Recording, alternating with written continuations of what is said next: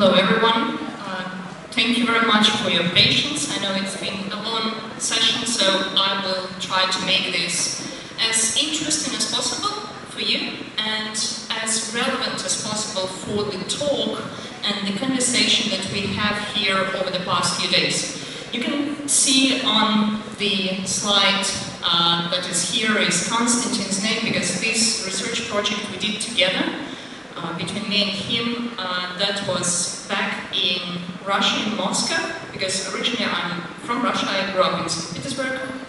My first part of education was science. I started quite early, when I was 14, and then I moved into different areas of science, from chemistry, biochemistry, physical and physics, technology and neuroscience. So this research project was particularly dedicated into the meditation. And the relevance today for us is we speak a lot about energy here in different sense, both the energy as a spiritual one, the energy that we need to be conserving and preserving within Earth. But the point is that as a therapist, I see every day people who are unwell. They are mentally unwell, physically and emotionally unwell. And that has changed hugely, particularly since pandemic. Most of you already been touched in one way or the other of mental health issues. At least, I think 5 or 10 of you have experienced some kind of depressive episodes in the past few years, maybe something else. And we all know the positive aspects of meditation. But the question is, what is meditation? Please raise your hands, all the people who've been meditating, at least once in your life. Okay. But there are enough of us. Okay, so each of us did something else there. And I'm honored to present this work because it was not done just by myself and Konstantin. It's been done by 3 very particular and very dear people to me as a research scientist. It's Natalia Kolmogorova. She's retired at this stage. She was helping us with one aspect of the research. It's Leonid Noskin. Unfortunately, he passed away a few years ago. He was a mentor for me, and this work in many ways is dedicated in his memory. He is still to this day the #1 person in Russia who created the level and the idea of adaptation as the question of how healthy we are. It's not the absence of illness, it's how well we adapt. And Anton Varlamov, who was my supervisor during that time. So what is meditation? As you see on this small picture, there are 3 stages, let's say, and one is meditating about a doggy in the mountains, another one is just about the landscape, and someone else who is in the business suit is meditating on the picture. So each of us think about something else of meditation. There are all sorts of things out there right now. Probably you heard movement meditation. Probably you've been experiencing active visualization. So all of them are related to different states of consciousness. So between myself and Konstantin, we had a very interesting debate and a discussion over the past many years about different altered states of consciousness. And as a neuroscientist, I had to define, together with him, the main aspects, what to measure. So when we are meditating, the main question is, where is our focus? Is it outside of us? So for example, you're meditating on a candle. There is a candle in front of you, so your focus is with open eyes out there. Or it is inwards, like in Vipassana meditation, where you slow down your breathing and you start to observe different parts of your body. So that focus will be inside. The next question is, what is the awareness and where it is placed? Is it outside, so I'm aware of my surroundings, or I'm more inside, with my inner phenomena? So, dependent on these just 2 factors, we have the meditations which are more external focus, so we focus on something outside, but we are aware of our own body, our thoughts and our feelings. Or our awareness is more outside and the focus is outside. Otherwise, our focus is inside and our awareness is inside. So therefore, we block out everything around us. So as a result, this creates a very interesting question and helping us to identify which types of meditations are out there. So we, for the first time, basically divided all meditative states into 4 different categories. Most of you probably went online and maybe been guided by some app like MediApp or Sonoma and others. So all of them will speak about slow down your breathing and start to observe your breath. When you inhale and when you exhale. Or focus on one point and observe your thoughts. So all of this is Zen practices. They came from Zen tradition and then being popularized in the past, let's say, 40, 50 years in the West. The second part is what we call Vipassana, where we become aware of our own body. So we observe not just the fact that I breathe, but also how do I breathe. That my breath, for example, has the beginning, the middle, and the end. There is a space between my inhale and exhale. Or in the classical Vipassana tradition, we will focus on a particular part of our body. Normally, it's not bigger than the palm of our hand, somewhere on top. And then we observe all the phenomena happening there. Initially, this practice and practices like this being introduced in order for people, for the monks, to start to detach themselves and observe the way their attention works, how we label things. That, oh, I have a pain, so it's a negative phenomenon. Oh, I have something nice happening at the top of my head. It's a positive phenomenon. Or I just feel the air at the top of my head. So these 3 phenomena will be negative, positive, or neutral. And the thing is, all of this was getting out of context when we brought this out of the monasteries into our normal society. So there are many meditations like this. The next one is probably very dear to India. All of the bhakti type of meditation where we focus on the heart. In Buddhist tradition as well, there are many of them. For example, loving kindness is one of them. When we focus on the purity of the heart, when we focus on the openness of the heart to something greater than we are.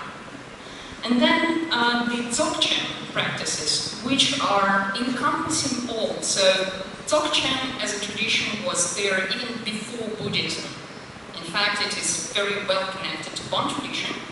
And in such practices, we see that everything is perfect around us. The world is immense, like our dear Dr. John been presenting to us, enormous purity and beauty of nature. The only problem is us. We are not aligned. So we start to align ourselves with the harmony. And then we start to realize that actually I am within the balance. There are thoughts, but they are there to rest. We just put everything on pause and being ourselves in the infinite here now. All of the meditations as transcendental meditation that you probably heard of, many of you, and others are related to this. So that's how we define 4 types of meditations or meditative states. There are many more than that. Probably you've been hearing about active imagination, where you visualize certain things, but they're not exactly meditations actually. And we can prove this scientifically. So I will just briefly go into the question, is it possible to measure the meditative states? Yes and no at the same time. For a simple reason. People who are coming from tradition, they don't know the scientific protocol quite often. And the other way around, those who are scientists don't have the experience in meditation the same way as sages. They've been doing that for ages. And for me, as a scientist, was the main question. If the person is meditating for a very long time, their physiology obviously changes. I will show you in a minute exactly how. Are they drawn to the meditation because of this predisposition? Or we are meditating is altering our physiology as a result, and we are changing entirely. So that is kind of a chicken and egg type of a problem as a scientist. And various traditions have their own standards. It's very easy to measure things when you're measuring sports. Like, there is a golden standard for things. But in meditation, can you align 10 gurus that will be meditating perfectly? We realized it's nearly impossible because each meditation will be different, so we had to identify some factors. One of them being posture. So probably you've seen the monks who are sitting, or yourself, meditating, everything is going fine the first 5 minutes, and then you start to go down. And you feel like your spine is not aligned, and that means you are not meditating, actually, because you've gone out of your body. Your meditative state is very much related to the physical matrix that we are occupying. So if we measure posture, basically how straight the spine is, how much we alter between left and right, forward and backwards, through this special analysis, it's a visual analysis plus a very interesting device called Force Platform, we will be able to see when the person is actually going out of that state. So that was factor number 2. And overall coherence within the system. It's very vague on one side, but I will show you how it's possible to measure easily. In our center in London, where Konstantin is based, we have something called ISIP, which is transferred to as Integrated Computerized Information Platform, and it has in itself the principle which is connecting. The middle is ISIP itself, the science with allopathy, means the classical medicine and classical parameters that arrive in medicine that we see in the hospitals, and then wisdom traditions with complementary alternative medicines. So we're not trying to say that allopathy is bad and traditional medicines are very good and we need to follow just that, because if you have an open wound and you have 50 bones broken, you need to be in ICU and be operated. You can't do homeopathy there. However, for things which are long-term, which are chronic, it's important to have things that are going to be suitable, like traditional medicines, because they've had experience for thousands of years in comparison to our modern medicine, which is just 200 years old. And then science should not be opposing wisdom traditions, and I think this is extremely relevant to our discussion here during these days, because spirituality or sages are actually in dialogue with science. So, as a result, we created a model, quantum integrated model, which is vast, where the person comes in, they fill out a very intensive questionnaire about themselves. We do the measurements, then questionnaire is very small, just 600 questions approximately. So it takes a little bit of time to fill out, but it gives us a very clear picture about the person, where things are in themselves at this stage. The devices are giving us the objective part, and it's from the standard things like blood pressure, oxygen uptake, glucose levels, and things like that, all the way to more subtle quantum and sub-quantum devices. And then we do our treatments, and today actually all of you will be very much welcome to come. I will be in room 503, I think, it's just down the hall, where you will be able to experience 2 types of our devices. One is diagnostic device, and another one is therapy device. So it's a miniature sample that we can offer people to experience here. So if we apply the principle of ISIP to the scientific research, it comes to this. We've been creating a complex where we checked the lung, heart, and vessels, basically creating the question of adaptation, how well the system is adapted. So if a person is meditating, what is happening with their heart and lungs? How well they're breathing? What is happening with heart rate variability? Because it will show us if the person is in an altered state of consciousness or they are in the normal state. So that was one way. Then we did EEG, electroencephalography, where you have a cap, and it gets very, very subtle electrographic signals from the skin of the scalp. And then we have force platform, which helps us to see the posture. So basically what I was speaking before about the balance between left, right, up, down, and so forth.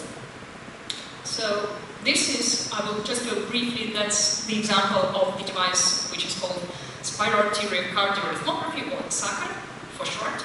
It helps to identify what is happening when you inhale. Does your heart start to beat more fast? Do you have more lung capacity? And when you exhale, what is happening with your blood pressure? So these three parameters of blood pressure, the heart rate and its variability, and the lung capacity all together create a very clear picture. Because if those systems are in harmonious motion, then it means we are adapting. If they're not, it means something is happening. This is the example of one of our graphs. So that is actual graph from Konstantin, where he was doing one of the types of meditation, basically the Dzogchen one, the integrative one.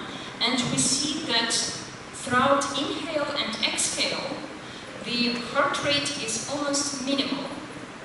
And the blood pressure is also almost ideal. So basically, we're evening things out. So Konstantin was an excellent test subject for us because he is able to perform all sorts of states in meditation, and that's how we identify the golden standard. So we need yogis like him, and we've been working with Alexander Kaplan, who is working in Moscow State University of Lomonosov. He was traveling in India quite a bit, and we had that discussion of, okay, we need to take some kind of standards of yogi from India, from Tibet and other countries as a golden standard for us as normal people to learn what is the state if we take into account these physical parameters and say, okay, so if I'm able to adapt like that, that means I'm actually meditating at the right way for my body to be adapting. The EEG is an extremely interesting tool on one side, but it's also a pain in the neck because you have at least 28 sensors on your head. And imagine, normally we explain to the students what is EEG like that. You have a train and you put 28 sensors on the train. You don't know how the train looks like, but you can have the parameters from the sensors, and that's how you're trying to identify what it's doing, how it's moving, how fast, how the engine looks like. So this is EEG in relation to the brain. So we have a lot of signals there, but in order to make sense of them, we need context. So all of this together helps us to come to the final point where, in ideal state, any meditator should be sitting absolutely straight with the gaze around 45 degrees to the ground, and their right and left shoulders should be aligned. And during that time, we are going through the actual practice. We had, this is the graph from stabilography, so basically when you're standing, this is how much oscillation is normally there. What we did was interesting because we actually asked people to sit on the platform. So it depends on how much movement there was during meditation, we were able to see the stillness. Because probably you heard in the practice that you need to be still inside, you need to slow down your thoughts. So how do you see thoughts? We can actually identify them through the devices like this, where if you are able to maintain your center of gravity, then it gives you stability in order to be still in your body. So the extra phenomena that are happening in the body showing us the disturbance either in thoughts or in emotions. So that's one of the photographs from the actual experiment, where Konstantin been doing the breathing. And also we've included some questionnaires, because it's important to identify how much person is able to retain. Because quite often what happens, we go into meditation and we feel good, and that's it. However, we question, so what is your health state? How much you've been able to identify the movements of your body? Are you aware of your body during the process? one side of things. So we did mindfulness scales, which are very known and validated. We have Crown-Marlowe's social desirability scale, which is very interesting in itself, because normally when people are sharing their experiences, they augment things. Means, I was meditating and I saw a dragon flying on a butterfly together on the lotus petals in order to basically make more desirable outcomes to our guru or to the peers around. So we've been checking people who are meditating on the question if they're honestly saying their experience or they're trying to impress others. And then the last one is Belgian Health Questionnaire, which is general healthcare questionnaire where we ask about overall state. So the protocol was very simple. We had prep where people have been filling out those questionnaires, then they've been doing their practice, and then we've been checking the results. Overall, it took us around 60 minutes per person, so it was an extensive process, generally speaking. And the main objectives were to really see how technologies sync, because they all are different, so they should be speaking to each other, to identify the correct biomarkers of meditation for that particular individual, and then main patterns among the population. Because if you go and dig into the articles, there won't be a common ground. Everyone will be defining something else regarding meditation. And then the ultimate goal was to identify biomarkers for the altered states of consciousness. So altered states of consciousness you can imagine as a spectrum, as a color spectrum. So where you are depends on if you're praying or you're breastfeeding. All of that will be altered state of consciousness. Or you're doing painting, or you're just observing something in nature. You're also going into the altered state. But they are different, so we try to identify those biomarkers. So, important part for us was as well the body connections. So, we speak about 3 brains. So, the brain in our head, which is more electric in its nature. The brain in the heart, actually, that is a very powerful thing. It is magnetic. And it's such a powerful magnetic field, it's nearly 500 times stronger than our brain in terms of magnetic field that it's producing. And then the brain in the gut. So that is a very new field of research where gut is understood as actual enteric brain.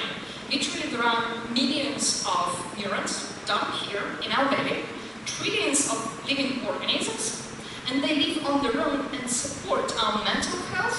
Quite often when you're in depression, you won't have sweeties and sugars because the bacteria stimulates you to, and unfortunately it makes things worse because depression is quite often linked to the problems with diet.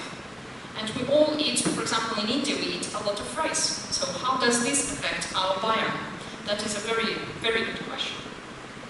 So, I won't go into the details because I know we have not much time, but basically we have the limbic system which is making decisions for us about the sex partner, where to find food, and basically finding the shelter, the survival part of things. We have neocortex, that's the frontal lobe, that is helping us to see the future and predict things, basically project what will happen out there in the wild, because our brain is very ancient. It's around 5 million years old. And in the past 30 seconds of our evolution of the brain, we had technology, and we're not prepared for it. Our system is not designed for the technological advancement that we have. That's why Constantine was saying yesterday to us that the attention span of an adult was 1.5 minutes, and now it's down to 4 seconds, and the goldfish has 8. Because in the past 30 seconds of our brain evolution, things have drastically changed. We have so many stimuli and decisions to make every day. Before, when you're walking around the savannah, what you would see will be an elephant. That will be an event for you. Maybe you will see a grasshopper, and maybe 15 people at max. That will be a tribe. Today, even in this room, we have more people than the ancient human will see in their entire life.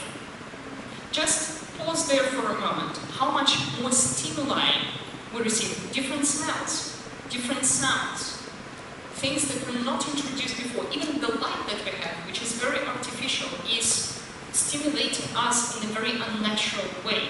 So our brain is struggling, basically, and that's why things like meditation at this stage are important. Then, as I said about the electrical system of the heart, so it's not just the pump itself, it's the vessels that go through our whole body. And it's between the brain, the heart, and the gut, we have the connection, which is very known in the tradition, where we connect our immune system, our hormonal system, our nervous system, all together. So I will be, you know that picture of chakra system, and in the devices that I'll be showing and demonstrating in the room later, you will be able to identify and see for yourself from an objective point of view how aligned your system is from this point of view. So basically how much your hormonal system is aligned to your subconscious mind, means sympathetic and parasympathetic nervous system. So all of that helps us to see the meditative state from 360 degrees, not just from how many thoughts you have. So as a result, we've been seeing that things, for example, LSD helps you to an extent. However, it's not going to create a permanent result. It gives you a high experience and opens up the whole brain. But unfortunately, later on, you need to do a lot of exercise, and that's where meditation comes in. So I will skip this, and basically stabilography helped us to create this kind of graphs where we saw that in ideal meditation state, the body is still, the heart rate is slow, and the breath is very, very long. So that's the example of Dzogchen. This is one of the extreme examples where everything basically slows down almost to a minimum. So we know this as yogic states. And now, for the first time in history, we were being able to identify and show this from scientific point of view. So that's where the scientists and sages are meeting. And then we had very interesting experiment on the mandala of Borobudur, which is in central Java. That is a very sacred place to many Buddhists because it's the biggest mandala in the world. So I will, in later on discussion, maybe explain a bit more about that, but the fact, in a nutshell, is that despite having lack of sleep, people have been still very actively meditating there, and their physiology has changed. So I will just finish off with this stating that science on its own doesn't have all of the answers, but together with spirit, it can go beyond. Thank you very much. Yeah. It was a fantastic presentation by Dr. Lidia Gerasimova. Yeah, she's a neurobiologist as well as a meditation teacher. She made this presentation very fantastic way, and I am extremely thankful to you. Lidia came on time. Thank you very much for your nice cooperation as well as presentation. Yeah, please wait for it. We now have the honor of presenting a token of appreciation to Dr. Lidia Gerasimova. I request Dr. Silas, chair of the session, to kindly present it.